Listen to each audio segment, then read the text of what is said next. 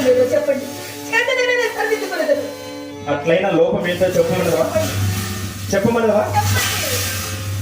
నీవు నేను నీవు పెళ్ళమవుతనే నీ యందు లోపము.